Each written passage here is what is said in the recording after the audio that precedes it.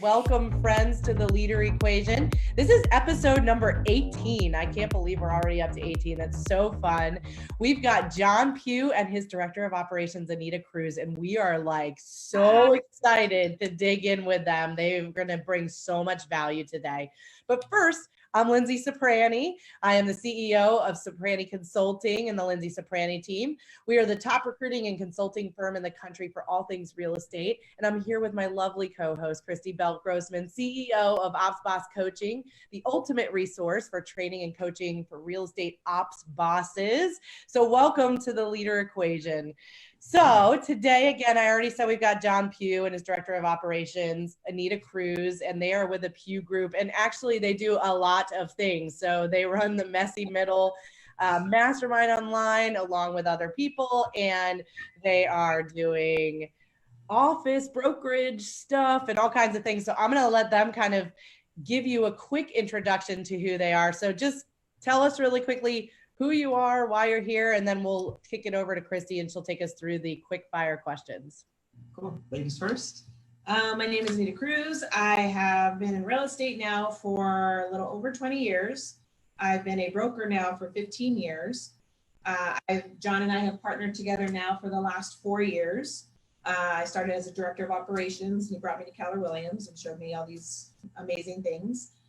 And I am currently the broker of record for our Costa Mesa office and also the productivity coach.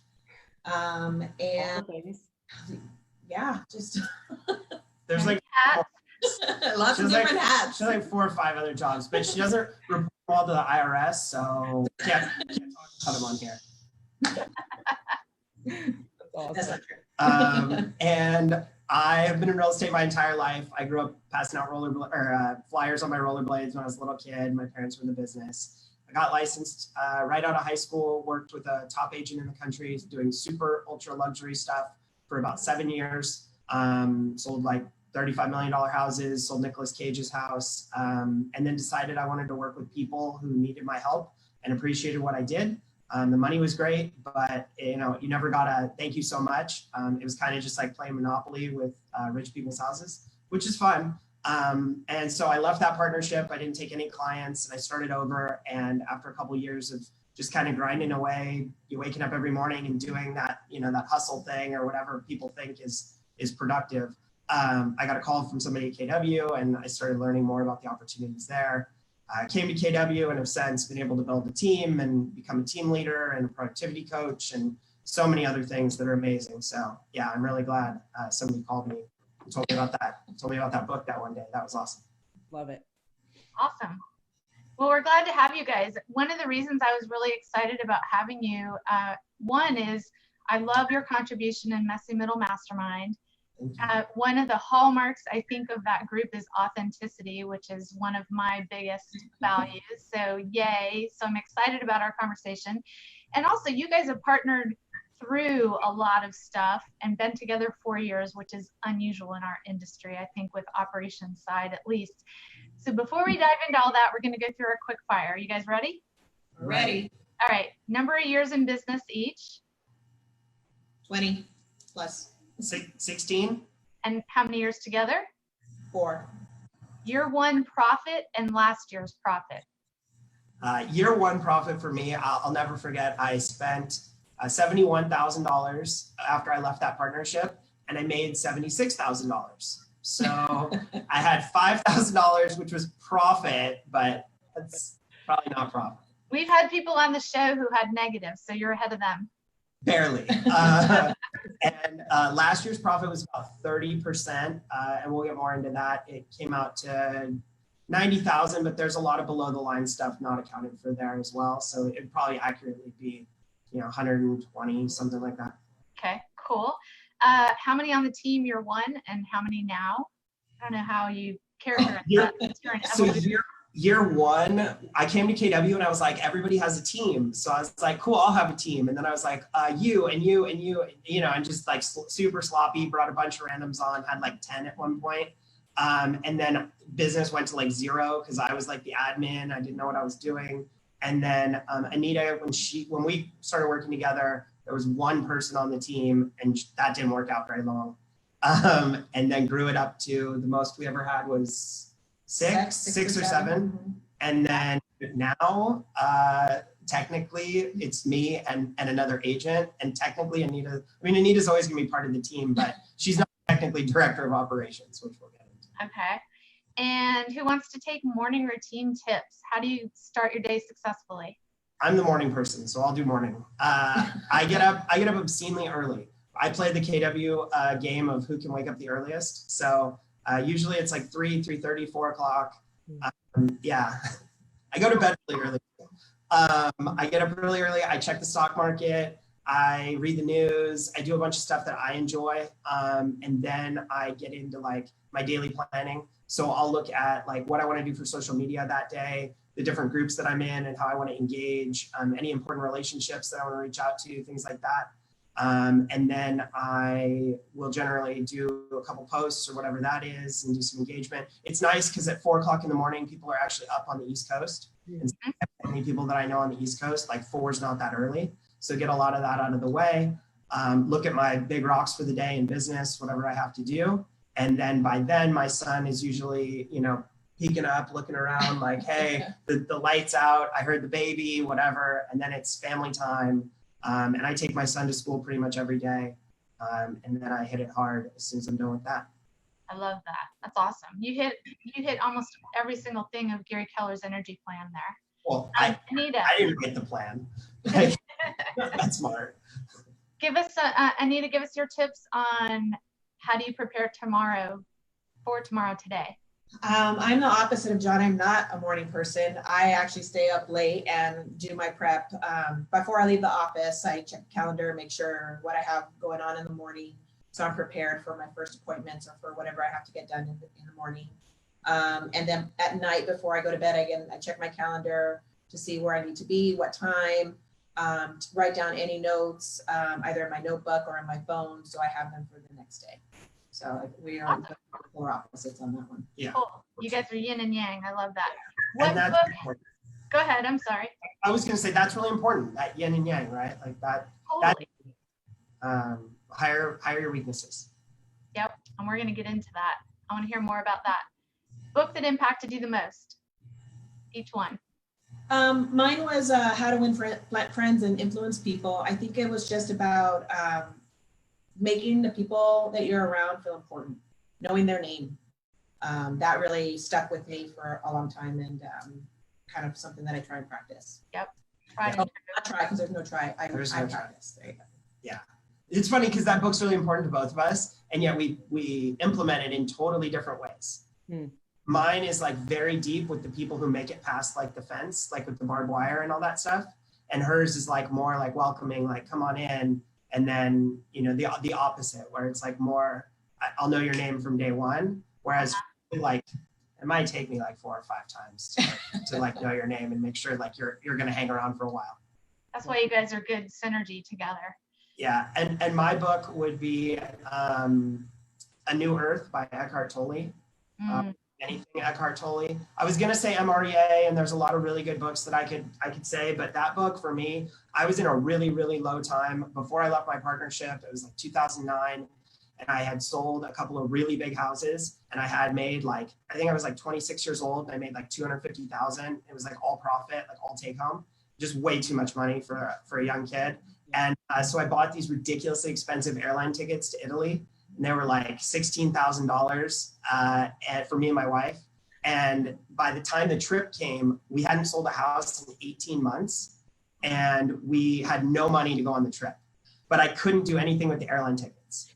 So I went to Italy anyway, and we were going to stay in like convents and like hostels. It's not the way I wanted to go, right? Like I wanted to be full bougie with the fancy ticket, like seat goes all the way back, like the whole thing.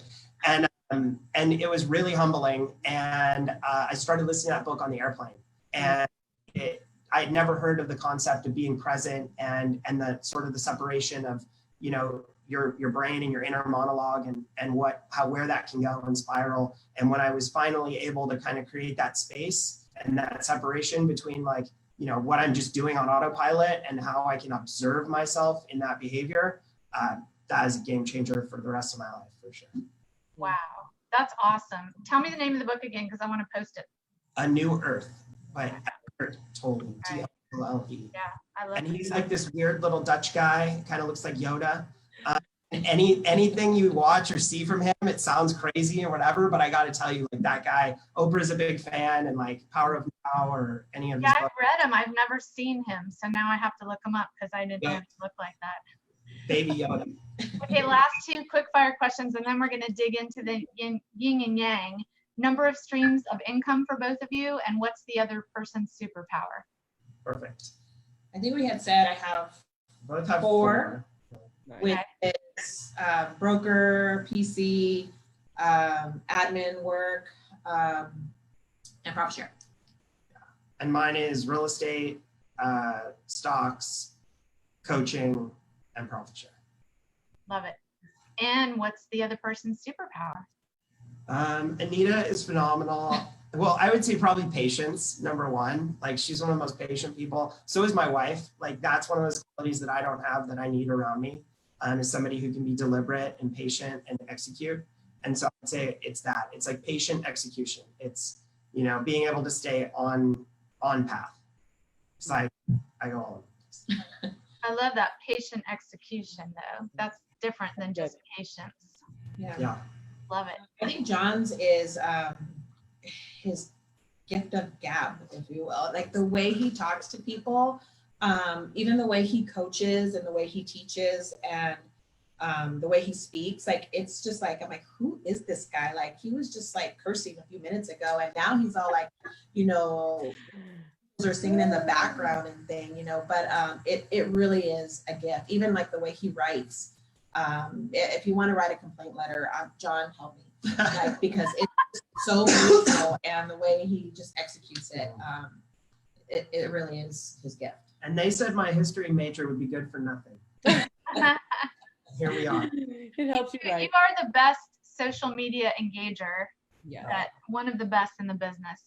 So we're going to dive into the real stuff now. I'm going to throw it back to Lindsay. She's going to take us into the deep. Yes. Well, so walk us through, you guys, and I'd love for both of you to answer, but what drew you to each other? Like, how did you find each other? This is That was like, actually my favorite. Okay, so I realized after I hired all those people and I was the admin and my business went to nothing and it was a disaster. So they all self-elected out because nobody was making any money, and I stopped paying attention to them. And it was just like, I'm just got to focus on my own production and my own sales because I got to spin the money back up. Yep. So once I had done that, I hired a coach. I went, thank you, Sarah D'Angelo, you're amazing. I went to every KW training you could possibly go to for like 2 years straight, like everything. And in the middle of that, I realized I needed to hire somebody phenomenal. And so the best thing that I did is I went to every single person that I knew and I asked them if they knew somebody who met the description of what I was looking for, which I know that sounds so basic for us on the call, but for everybody else out there, I really do believe that they avoid that like the plague. Like nobody calls the people they know. When I look at like the proportions, very few people do. Most people look for like online candidates and applications and things like that. And the added benefit to having somebody you know is because they have to put their reputation and their relationship with you on the line. And so I had a very clear image of what I needed. And so I went to everyone I knew. And one day I was walking through the hallway and a friend of mine was walking the other direction. And I said, you know, hey, real quick. And I went through the description and she's like, yeah, I have the perfect person. And I'm like, he's like a friend of mine. And I was like, wait, I'm like, would you bet our friendship on it? And she goes, yeah. And I said, okay, I'm in. And then Anita, you want to follow up with what happened next? And she's like, you have to talk to John. And I'm like, why? Like, I'm fine. I was working someplace that was 10 minutes away. I was running 2 offices at the time. Mm-hmm. One was 10 minutes away. One was 20 minutes away without traffic, without having to get on a freeway. And he was in Newport Beach and I was in Chino Hills, which is about an hour and a half with like intense traffic. Yeah, so it's about a 45 minutes without traffic on the toll road, and an hour and a half commute each way during traffic. And this is actually funny. So I was like, okay, fine. I'm never going to turn down an opportunity to listen to him. Wasn't looking, was content. just doing what I had to do. So I kind of made it hard. I said, well, I'm working. I can't meet you on the weekday. I have to meet you on a Saturday. He's like, sure, no problem. So I get on the freeway Saturday morning and it's completely stopped. They closed the freeway on a Saturday. They closed the freeway and I'm over an hour late. And the guy in the hoodie and flip-flops is working on a Saturday, which I detest. And she texted me and she's like, I'm gonna be really late. And I was like, oh my God. And I was like, okay, well, I'm in the car, I'm dressed, I might as well just go and meet with him. And of course, I'm an hour late. I wouldn't hire me. And we sat down and he forgave me. I don't know why. And we just started having a conversation and he was really good. And he, at the time, took me through the whole career visioning or recruit select process. Okay. And I want to say it was probably over a month and a half period of time because I would only meet with him on a Saturday. Yep. Through the whole process and really just. Yeah, it was a fit. Yeah. It made sense. So how did you know it was a fit? Anita, how did you know he was a fit? John, how did you know she was a fit? It's a good question. Well, now I know it's his gift of gab. He's a smooth talker. Yeah. I think really I fell in love with his vision. He was really good at explaining it and making his circle big enough for my circle. And one of the things that he did recently over at our Messy Middle Mastermind retreat in Nashville was he included a photocopy of the Getting the book that he had put on the wall of when we were interviewing.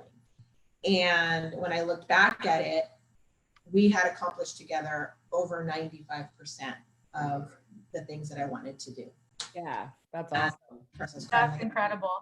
That's like one of my most proud things, I would say, is hitting that out of the park in 4 years. Like, so because we have a lot of people listening who are not in real estate or not with Keller Williams, explain what that process is. Like, what did that look like? What were some of those things that you accomplished? Yeah, so what you do is you get the person to visualize kind of their future. And in a perfect world, what would that look like in terms of business and family and the most important big rocks in their life? And they map it out and you get them to close their eyes kind of while they're doing it. And you take all these crazy notes. So it looks like the beautiful mind when you're done. And if you're good at it, it's like fortune telling. It's pretty cool. People say stuff and do things that you would never expect or that they don't even know that they feel. And if you dig in on it, they say why. I mean, I've had very emotional experiences when people have done it with me. Ashley Lunn did it one time and she could have definitely put me over the edge. But there was like 100 people there. So she let me slide. But yeah, so the things like came up, like Anita wanted to help, you know, I look at it as like her being kind of a den mother. Like she wanted to like give back to people and have them like be able to get what they wanted by her being able to help them kind of along the way, especially like people that were just getting into the industry and things like that. Be able to move things with her son. I mean, a lot of really important stuff. Her son worked with us at one point. Now he works for a lender that's, you know, that we introduced kind of him to and helped him get that opportunity. You know, a lot of stuff. Yeah, so it was pretty amazing. I can't off the top of my head right now remember all the things that were on there, but I remember in Nashville looking at that and just like, wow, and had completely forgotten about it. Yeah. But I didn't forget. But you didn't, and that's an amazing leadership win right there. And that's a hack. If anybody wants a real cheap hack, do that exercise, which is not a hack. The second hack is pull it out routinely.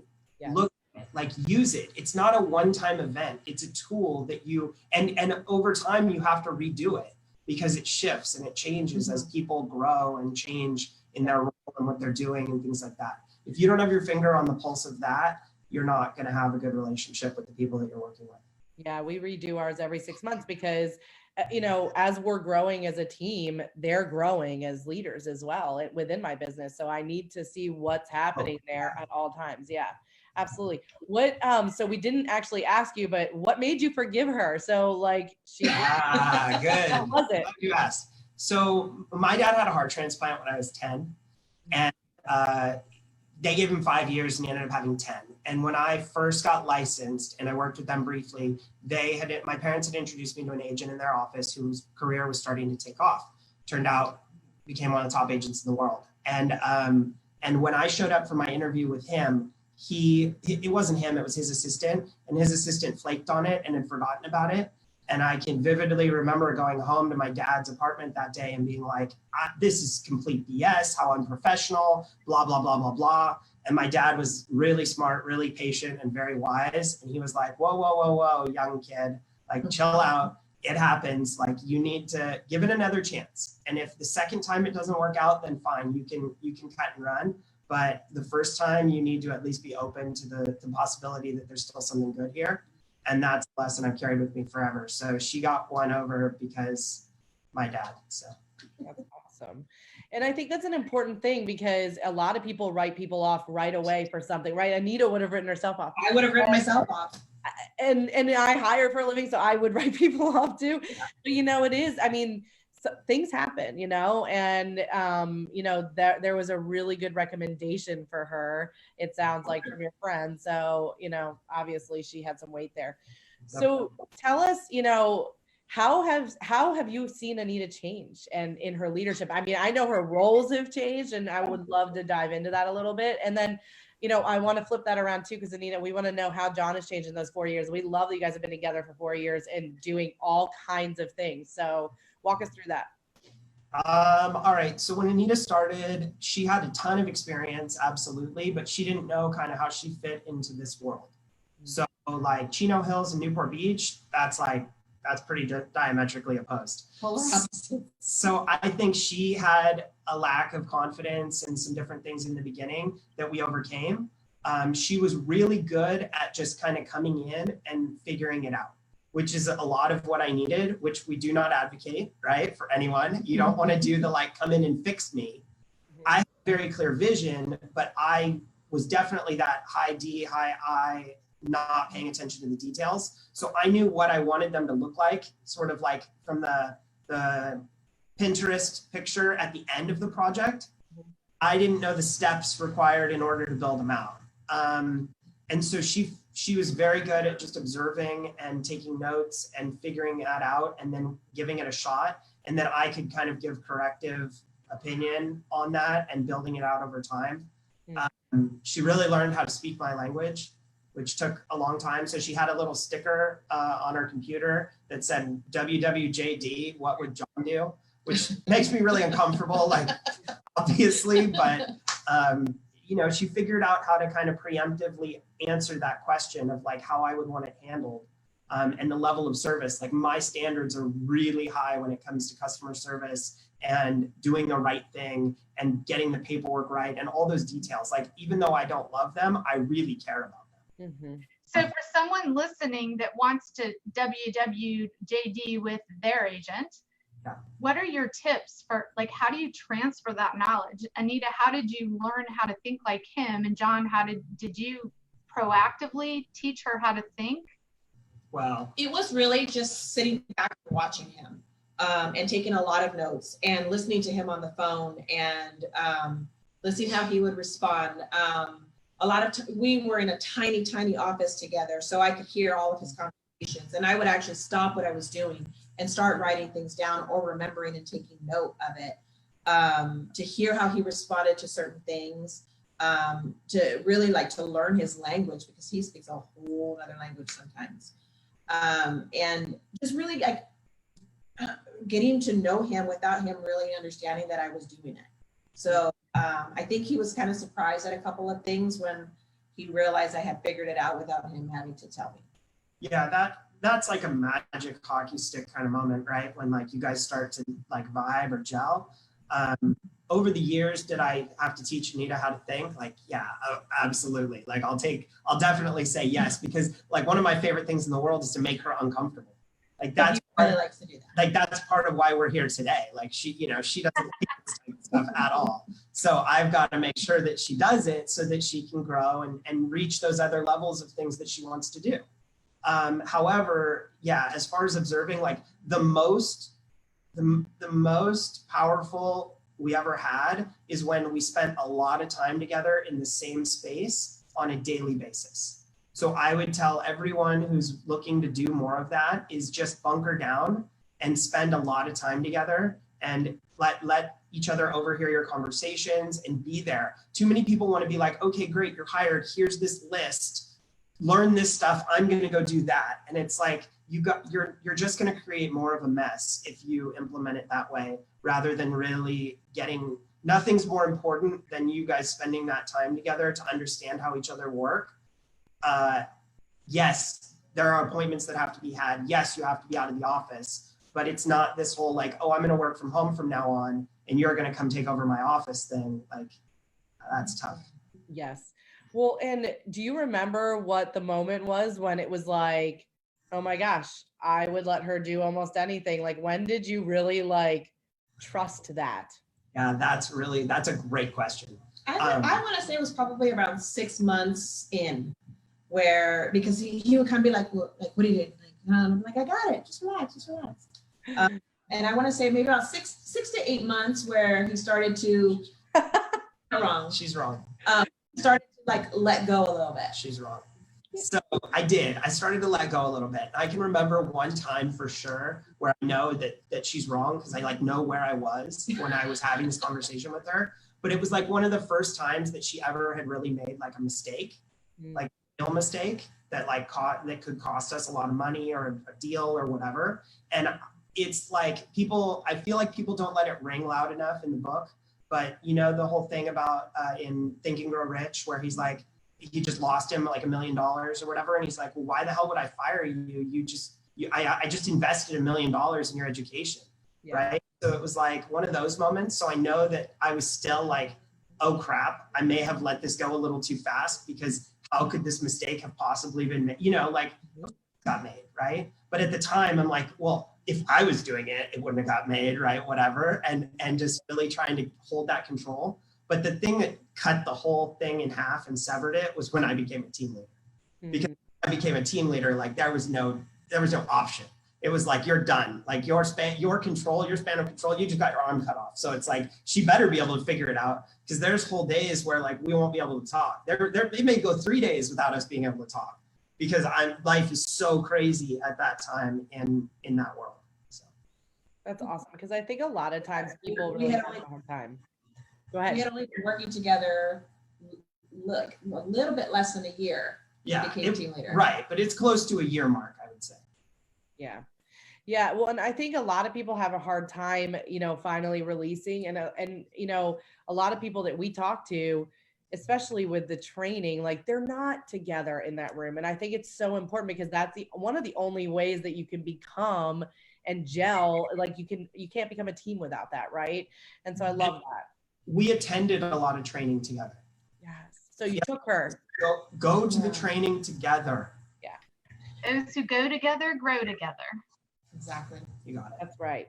Well, let's talk through challenges. Give us some realness here. So what have you guys seen in challenging things between your relationship? Well, we can talk about the time that the summer Jon Pugh tried to kill me. Yep. Transition. We're right on the cusp of that.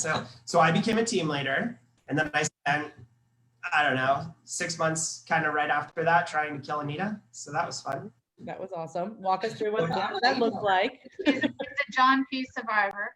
Yeah. So, that time is really crazy. And when you do that, I mean, it was definitely premature. I wasn't ready to get out of production. I wasn't ready to go, abandon my team, so to speak. I was very, I took it really seriously to not compete with my agents. And so I didn't want my team in my market center. And I didn't want there to be any question about what was going on with my team versus what was going on with my market center. So I really drew a pretty hard line on that. And so as a result, Anita kind of had to fill in for everything. So we had agents that were stepping up to do the deal, to do deals. And we found some people really quick, but like Anita, like the one agent that I still work with now is Missy.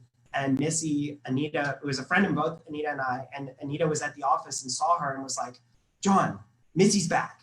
And she had been kind of doing something else and was distracted. And that's how we were able to get that that partnership put together. So that was super critical.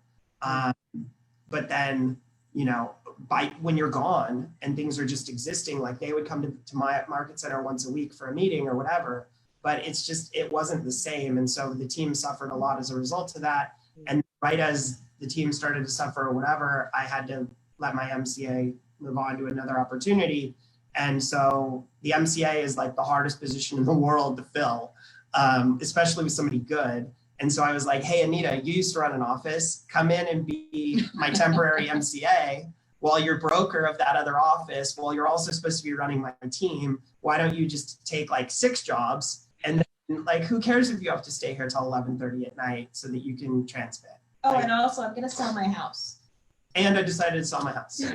Right, because why not? Well, Anita, and I hired her to do it. So Anita, I mean, what did you what hit did a that breaking look point, like? Anita? Like, was there like a straw that broke the camel's back, and why did you stick it out? Yeah. I don't know what, honestly, it was just go through the motions every day. There was some funny times where we were just like, we discovered some things and we would just like laugh about it. I mean, because that's all you could do. There was one time I remember very clearly, I was at the office till like 10 o'clock at night and I walked out without my cell phone. And as I tried to get back into the building, I realized I didn't have the code for the building. And so I had to drive all the way home and I was so frustrated because I didn't have my cell phone. I felt like, I lost my arm or something. So I went home and I FaceTimed him through my computer and I said, hey, John, don't laugh. And he's like, well, what's going on? He's like, why are you calling me and FaceTiming me at, 11 o'clock at night. 11 o'clock at night. I'm like, I need the code to the office. I left my phone. And what's the first thing he does? He starts laughing. It's hilarious. And I'm like, I told you not to laugh. But it's funny now. I mean, at the time, it was. Yeah, I was thinking I probably wouldn't have been laughing at that time. At the time, I wasn't laughing, and he refused to give me the code. He told me to go to bed. Well, that was a good leader. Well, so what did you see in him still that made you stick that out though? Because I can tell you that's a breaking point, right? Where like so visionaries get like, oh, I'm going to build all these businesses and I've got this amazing person and I'm going to kill them to like help me. Right. And we think, well, we can run this fast. They can run this fast too. Like, did you guys have real conversations around, hey, this is killing me? Like, what did that look like? I knew that it was temporary. Okay. I was actively looking to fill the MCA role. So I knew it was temporary, even though that temporary was 3 months. Mm-hmm. It's pretty quick. But I knew it was temporary and I knew that there was still the bigger vision and the bigger goal of getting back to the team and making the team profitable and successful. I think one of the things that helped keep her hanging into it was that I have always put real estate and selling real estate at the forefront of everything else. Something that I work with my coaching clients on is if they have multiple businesses or they have their attention in multiple places, I usually will do the what's your favorite child exercise. And if they can't figure that out, then I'll kill one of the children off. Right. So my coach at one point was like, okay, so what happens if you like a year from now, you're like the best team leader in the world and you're on stage and you recruited the most agents and you're amazing, but you have no real estate business. And I was like, that won't happen. Like, that's a non-negotiable. And she's like, well, what if? And I'm like, no, there's no what if. Like 100%, I will quit everything before I quit being a real estate agent. And so as a result of that, I think she knew that that was always going to come first, even if it couldn't come first like that minute. Well, in 3 months, anyone can get through 3 months. I think what we see oftentimes is the 3 months becomes 4 months, becomes a cycle of perpetual overcommittedness. And then the operations person struggles with keeping up and being burnt and fried. Yeah. I think if I had gone over the 3 months, that there would have been a problem. And so a couple of things too, like we had a very clear dialogue leading into that. Like we had talked about every single thing moving. She knew everything that was going on in my market center as well. So she was very much on board. I had her buy-in before we made that transition because she wanted my sanity. She knew I would have lost my mind if we didn't just rip the Band-Aid off there. And then the other part is she knew I wasn't just like sitting on the beach. Like there have definitely been times in our career where she's felt like I've been doing too much play and not hard work. And that I would say is one of the biggest negatives you can do to an admin or director of operations or any partner in your business is if they feel like you're not as committed or you're not putting in the effort that they're putting in, you're gonna blow the whole thing right there. But if they know, even if it's torture, and they know that you're there in the trenches with them and like you're applying the tourniquet and and lobbing grenades and whatever else you can do, then you kind of get a pass, like at least for a while. So that brings up the communication issues. So what are your communication tips that have been successful for you, and where have you failed and learned in communication? I think the parts when I struggled the most is when I wasn't just telling him how I felt. That's when I think I would struggle the most. So when I finally was, and I had great coaches to coach me through this. I had Sarah D'Angelo and Ashley Lund to help me say, hey, if you're feeling this way, you need to talk to him about it. And so once we talked and we figured out what the deal was, I felt better and could continue to do my job. And are you somebody that holds it in, Anita, just out of curiosity? Because most people with your personality, they're going to hold it in and then are like, are you all right? What's going on? And I know he could also see it. He's like, what's wrong? Tell me. And I'm like, I don't want to talk about it right now. And so he would give me the space sometimes. Sometimes he'd get a little upset because I'd be like, in the moment when I'm super frustrated, I'm not talking to anybody. I need to clear my head and clear my thoughts. And then once I'm calm, then I can go and have the conversation, and then usually we can fix it. We have fixed it.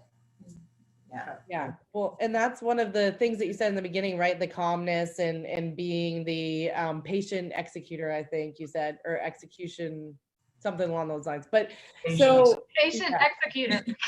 Patient executor. So Anita, what does it look like? Hold on. Back to the last question. I wanted to throw one thing in there. Yeah.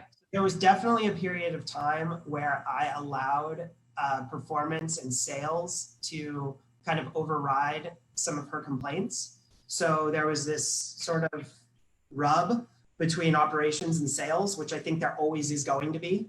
Yeah. And there has always been, there's always been something there, right? Where there's always been a little bit of like, the sales agents may not be 100% respecting what's going on with Anita, not like always, but that can come up. And there was definitely one in particular that went on too long, but I wasn't in a position to fix that problem at the time. And so because I wasn't making it a priority to fix her problem, it kind of handcuffed us. And that, she definitely took the brunt of that for too long. And eventually, letting that go and moving forward with, in a different direction was really, really helpful. Definitely something I should have done before, but sometimes it's hard when you don't know, like, unless somebody stands up and says like 100%, I'm not okay with this anymore. Like, as long as it's like, well, it's a constant squeaky wheel, it's easy to be like, well, just get over it. And, and let's just sell a couple more houses and then we'll figure it out later.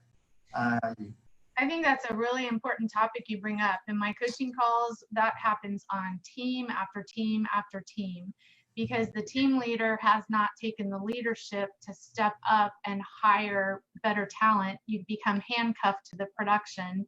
And so you put up with the issues, and half the time you're going to end up losing your ops person, or they just sit and suffer quietly because they don't have the strength that Anita has learned to develop to speak up and say things. So Anita, how did you develop the strength or the skills to be able to have the conversations you needed to have over time with Jon? I'm actually going to go back to my coaches, Sarah and Ashley, them just really saying, look, you're either going to suffer in it or you're going to speak up. What's the worst that can happen? So we'd go over whatever was going on at that time. And every call or I get a text message, did you talk to him? Did you talk to him? Did you talk to him? I'm like, not yet. Yeah. But what a great call it is to have with your coach and tell them, talk to them. It wasn't as big of a deal. We got through it, blah, blah, blah. And they're like, I told you. Well, what I was trying to get into just a little bit ago, and maybe you guys can you can speak to this, but it seems like, Jon, it seems like you would know that there was something there. So you have a high EQ, right? And you would obviously see that she's not okay. And it seems like, and correct me if I'm wrong, it seems like you would push her for that. Now you might give her some, room, but you would revisit it, right? Because we have a lot of people they just kind of leave it and let that unspoken badness sit. He doesn't like that. I don't do that. He doesn't like, do that. That is at at all. the very top of my list of shit I don't do. Yeah. So when she's like, I'm not ready to talk about it, and I'm like, tough shit, we're talking about it right now. Like that is on my, how do you win with me? How do you lose with me? Like on my expectations dialogue, the very first thing I start with everyone is, if you have a problem, we need to talk about it right now. And if it needs to be privately, then great, privately. But we're not doing the whole like, hey, can we talk next week, like whatever, on a Friday? Like, I'll just fire you. Like our relationship will just end on Friday. Because I will not wait 4 days to have a conversation with you about something that you feel is important enough that you want to text me about it. So like that, I'm very, very clear on. And then, I was fighting a fire with a squirt gun.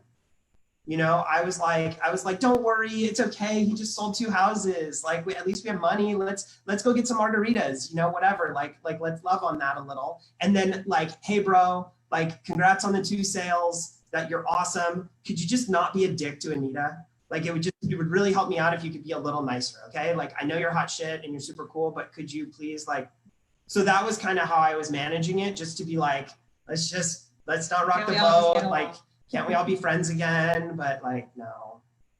Yeah, because when you try not to rock the boat tips over completely. That's what usually happens. Yeah, well, and can we ask too, like, so Anita, when he did all of this and went into the team leader role, that left you to run the team. And so was there buy-in from the team? Like, or was that, can we talk about that? Buy-in. I think that with Jon gone, there was one particular agent whose ego grew because he just thought that, He told me when we parted ways, his famous last words in our conversation were, I'm carrying the Pugh group and you're not going to be anything without me. And I was like, whoa. You haven't found a deal on your own since we started working together. Every deal you've closed, I handed you. Like, you're kidding me, right? And so, he went on to sell 2 more houses after that. Yeah. Literally. Well, so what did you guys do? Like, what did it look like? Because it's very hard for these. I mean, so here's the thing. What you did, Jon, happens all the time. Here's my team. Go do the things, right? And like, it's very difficult for Anita's position to go and run and be the face and do all the things. So like, Anita, like, I know that you lost people and it didn't go perfectly, but what did that transition look like? Like, how did you fight for, ownership of it basically and really running it? I just took it day by day. And then again, I always would go back to like, okay, how would Jon handle it? Mm-hmm. And then like, I knew from the beginning that the number one priority is the client and making sure that the client experience was, top notch. And that's what I would always go back to, and making sure that they were serviced and that they walked away beyond satisfied. Yeah, like the team was a hot mess. But like nobody knew. Our coaches would tell you a hot mess for sure, like whatever. But we were able to, like, we were not gelling as a team, but the customers, everything was fine. And our business was probably the most successful it had ever been. I mean, we peaked out, like right in this whole thing, we peaked out into like the highest revenue, like the most transactions, the most closings per team member, like everything went really well, for quite a while. Until, eventually you can't keep up the momentum anymore. Eventually that you have to go back and fix the car. Yeah. Well, and did you have team members, coming out of the, so you're not in the same office, right? Because you were in a totally different place. Oh, so right. was it constant phone calls? One at a time. Just like, hey, I don't think this is working, or me having to go to them and be like, this isn't working, or like I'd get into work and I'd be working on like, hiring 2 people a day. I don't know if you've ever tried that. It's pretty interesting. And so I'm trying to hire 2 people every day. And then all of a sudden one of my team members walks in and sits down and is like, yeah, I just have to let you know what happened last night. And I'm like, what? I got a business to run here. I don't have time for your drama. And it was fun. So lots of growth opportunity, it sounds like. Yeah, for sure. Well, and so Anita, I just want to ask you one more question around that and then we can move on. But, when you did some of that, were there things that you set up in place or put in place, like team maybe meetings or anything like that could help? Well, we had everything structured already. So by that time when he left, I had already gone in and put our checklist together, our policy and procedure manual. I had very structured meetings. I had a meeting outline agenda. I even had workbooks for the agents to report their numbers. I even created an app for them to report their numbers. I tried to make it so simple and so easy for them. And it was like, it was just not fun. It's really easy to put in zeros in your numbers. So, so you don't need a workbook or an app or anything if you're not doing the activities. And that's the problem. She couldn't make them be motivated or do the things. So no matter how great our systems were, it was either going to rise or fall on their ability because there wasn't that next level of leadership for them to watch and model that behavior so that they could then go out and do it successfully. And then those things that she talks about, that's the only reason it held together at all. Like that's the backbone of, having the meetings. We still met. We still went over the same things. We still talked about gratitude. We still talked about the pipelines. We had the systems and everything that were working. It wasn't working nearly to its full potential because it wasn't getting the full focus. And I think I see that happen around the country, that people are recruiting to the team leader, to the charisma, to the personality, to the person, and not to the mission, vision, values, the core of what makes the team successful. So when you stepped into the team leader role and they had bought into you and now you're not there. Can I tell you why? Yes. So the reason that people sell the individual and the charisma and not the team and whatever is because they don't have it. They don't have the value proposition of a team.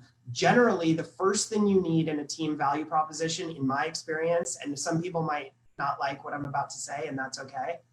The number one thing you need if you're going to build a team is leads. And if you don't have enough leads, you don't have a team. And I firmly believe that. Gary says that.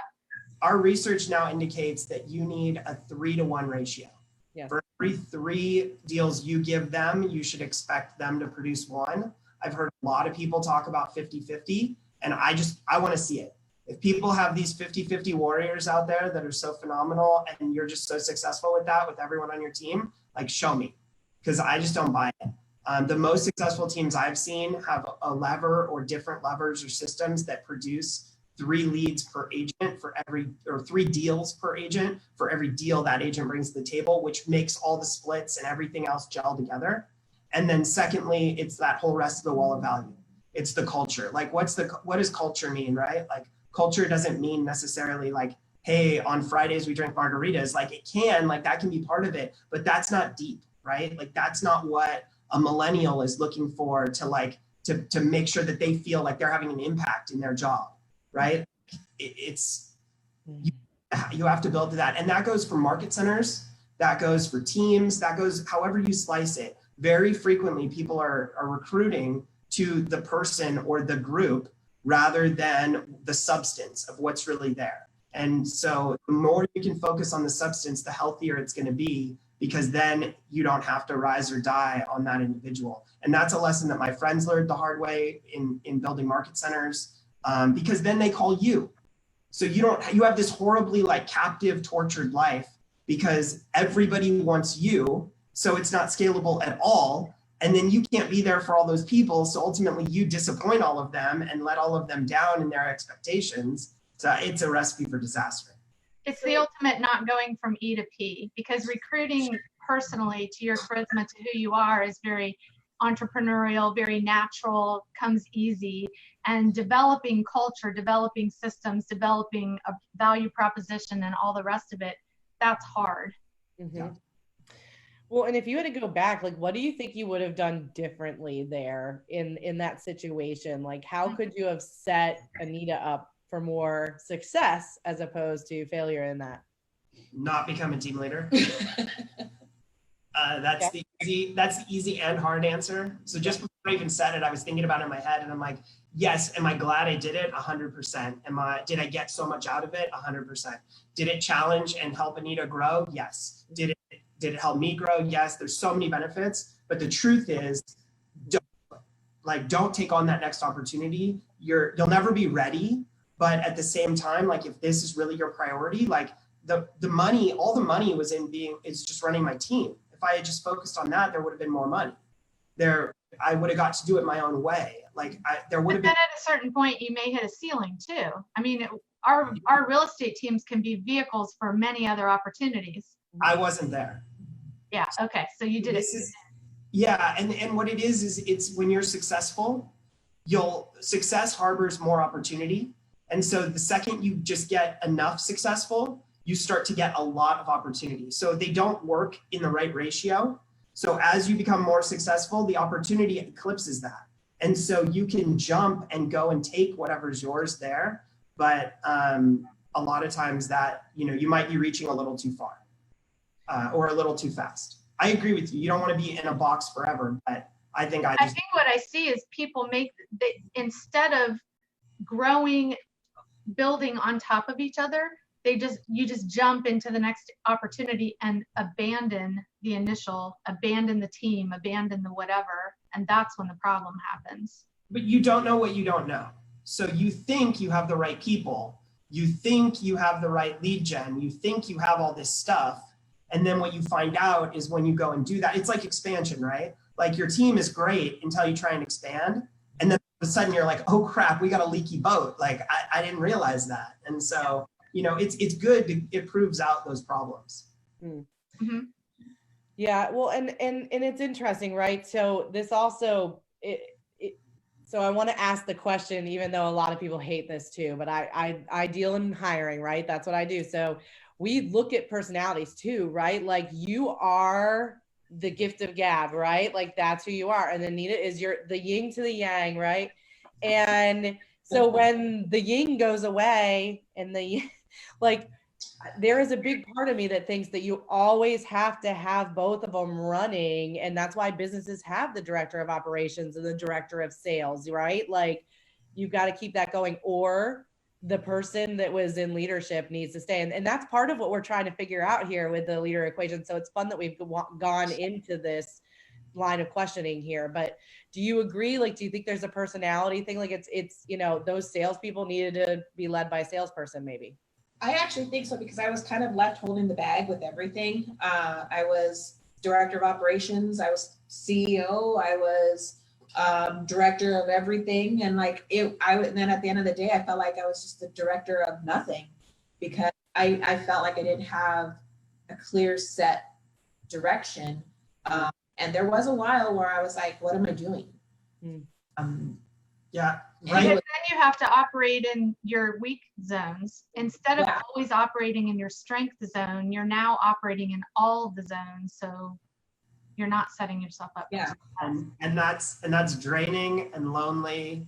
And when she said, write that down, what she said, right? I was the director of all things. I was the director of nothing. Don't do that to your people, guys. That one hurts right here. Sorry. No, it's okay. It's good. You're still friends. You're good. Yes. Yeah. And I think it's an important lesson, and it's something we haven't really fully talked about yet on here. So it's awesome that it's gone in that direction. And I just think that, at the core, there are different personalities, and it's okay that there are different things that we might be good at. And so sometimes I do feel like we set people up for failure, because we're like, okay, your personality has to fit into this hole, but it's a square, right? And it's like, okay, it's not fully fitting there. Now, can she make it happen for a long time? I mean, listen, she was a director of everything. We know how much she does and how much she pulled off. And so did she pull it off well? Yes. For a long time, right? Yeah, really good. And then there were holes in the boat. So there were other things that were coming in. And I love that the values, comments were coming up too. I'd love to know. There were assholes in the boat. The holes. We promised real and raw. Baby holes. Sorry. Yeah. I'd love to know what your biggest success together is. What are you most proud of that you did together, and you both Jon, you were so good at this part of it, and Anita, you were so good at this part of it, but then when you put it together, it was way more than that. What's that big success for you guys? Messy Middle, Nashville specifically. like a year ago, about a year ago, little, not quite. We were all kind of talking and on a call, and we've done multiple live events with Messy Middle and great stuff. And I was really frustrated. I was really frustrated with kind of like the lack of authenticity, and I was really burnt out on all like the stuff, like just like the let's go to another thing and let's go to the same thing like over and over again and do the same thing. It's the same people and hear the same whatever. And I was like, this is not real. Like this is not getting to the heart of the issue. And I'm over it. And I'm not going to go to hear one more of that crap. And so I was like, well, I can sit here and be pissed off about it, or I can float this idea that's kind of crazy to my friends and see what they say. And so I said, you know, guys, we're going to do our own 3-day retreat. And they were like, what? And, you know, that's Anita. I was like, what? Anita's like, what? And then we did it. And, you know, it was super, super impactful. We raised $37,000 for Generosity Global in about 5 minutes, maybe less, to build 4 wells in Africa. You know, that's become my mission now. You know, I've watched Sheena be involved for years, and now I'm really taking it seriously and making it what I'm all about. Which is why I'm wearing this ridiculous bright red sweat hoodie, which everybody gets one.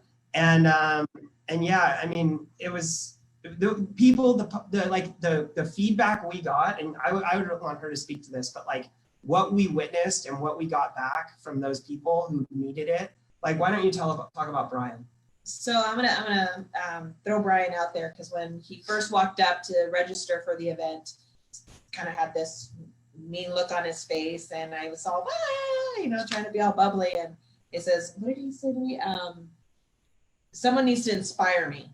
He was dead serious. He's like, this better be good.